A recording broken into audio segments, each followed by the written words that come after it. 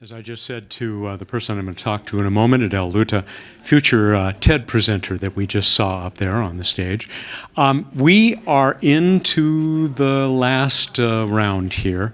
After this break, a couple of panels that I've been looking forward to for 2 days. First, one about China's plans for Mars and putting humans up there, and it will feature, among other people, Dr. Scott Pace, who, of course, was the secretary to the National Space Council and is now back at George Washington University, which is hosting the Humans to Mars Summit this year, as it often does. He is the director of the Space Policy Institute, and a whole bunch of other terrific people, real sinologists, I think is the right term, to talk about where China is in its plans and how's it going. So after that is a panel which has become kind of a tradition here. Great fun and hopefully inspirational as we talk to people about our last theme we'll pick up today, quite a crowd, public pathways to Mars in the 2030s, how you can help shape the journey. So I hope you'll stick around for that. This is the last of these little stand-up conversations that I'll be able to have this year at Humans to Mars. I'm Matt Kaplan of the Planetary Society, here for something like the 10th year of Humans to Mars. And we do call it Humans to Mars, put on by Explore Mars. But we wouldn't want people to think that Mars is the end-all and be-all. And because of that, I've asked Adele Luta to talk with us. And your pin kind of says it all, Titan. Explore Titan. Inspired by Explore Mars? That's right. We consider ourselves a sister organization. So we have the blessing of Explore Mars. We just kicked off.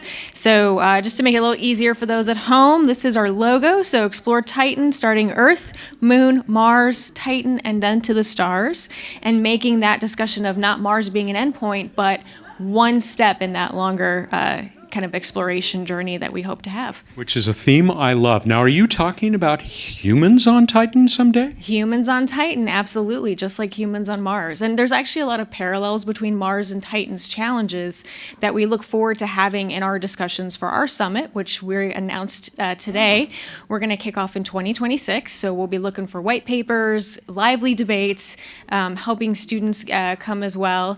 And another thing we're working on right now is a STEM grant, in which we want to be able to build curriculum free for middle schoolers, just similar to the ones if you've had kids or nieces or nephews or grandchildren that do the Mars activities in school. We want to go ahead and have similar type of activities they can do to challenge some of the engineering challenges, biology challenges for Titan to kind of stretch their minds out a little bit more. Really brilliant. And I'm glad you mentioned biology challenges as well, because of course, something might be going on up there, either on the surface, maybe life as we don't know it, and then below the surface, because we are pretty sure now the Titan is another one of those watery moons once you get under the ice. It is, and it's a great point. So for those of you that remember studying Titan a little bit in school, we are kicking off a podcast in May for you to listen on your way to work or exercising, brush off those cobwebs and kind of get back to that data about Titan and why we think it's a compelling argument to go to.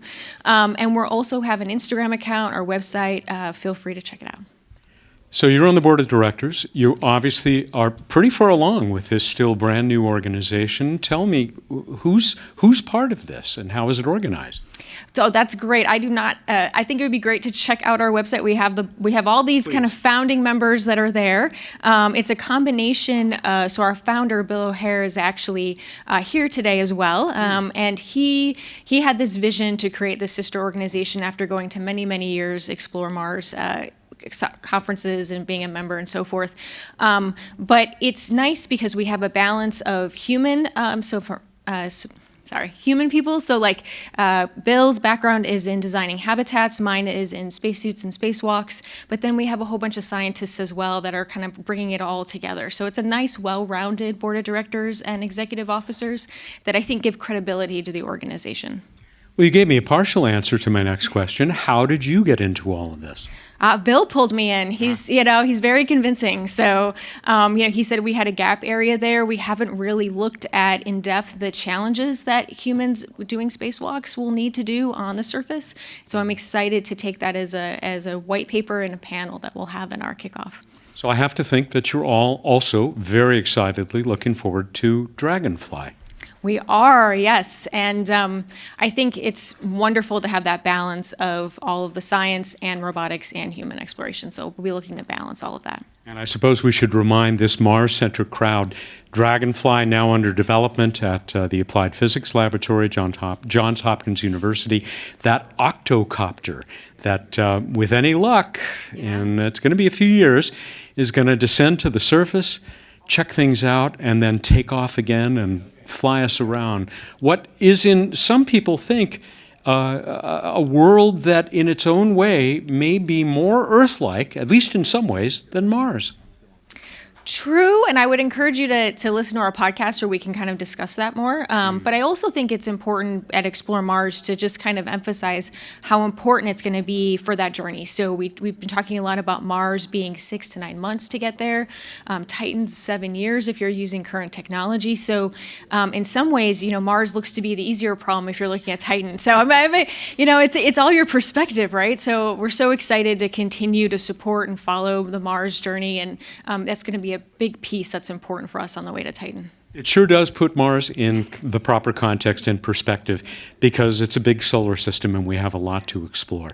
Thank you, Adele, and best of luck to you and everybody else at Explore Titan. Thank you very much. I will proudly put it with my other inspiring stickers. Thank you. So, as I said,